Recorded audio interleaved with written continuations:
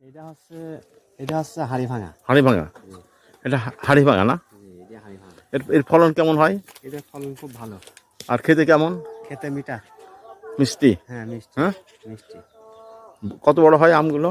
এইগুলো প্রায় 2 কেজি।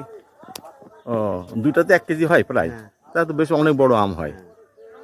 আচ্ছা আচ্ছা আচ্ছা। আর এর পিছনে আরো আছে? হ্যাঁ পিছনে ওই 2টা আছে এই হিমসাগর। হিমসাগর? কোনটা হিমসাগর? এই যে এইটা। এটা হিমসাগর না? এটা হিমসাগর। ও, তা প্রতিটা বাড়ির আঙিনায় যে গাছ লাগানো যায়? যেগুলো সব হিমসাগর। খুব হাতের কাছেই আম। আচ্ছা আচ্ছা। আর পরিচর্যা কি করতে হয় এর? সার টার দিতে হয় না? হ্যাঁ সার দিলে তো ভালো হয়। কি কি সার দেওয়া লাগে দাও? সার আছে আপনার পটাশ, হুম ফসফেট, হুম জিপসার, হুম।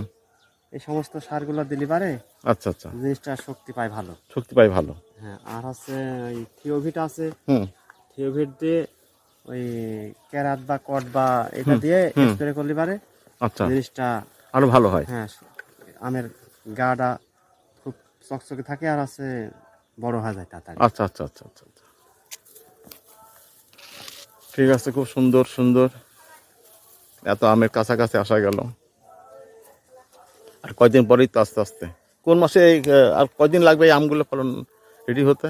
এটা রেডি হতে এখনো হুম। এই আমটা শুকাই গেছে কেন? কি পানির অভাব হবে নাকি? এটা হচ্ছে খরার বছর তো ও, খরা খরা লাগে। খরা লাগছে না? একটু বৃষ্টি মিষ্টি তাহলে হলে নিচে একটু পানি দিলে ভালো হয় না? পানির ব্যবস্থা তো আছেই, তারপরে ওই উপরের খরাইতে হুম।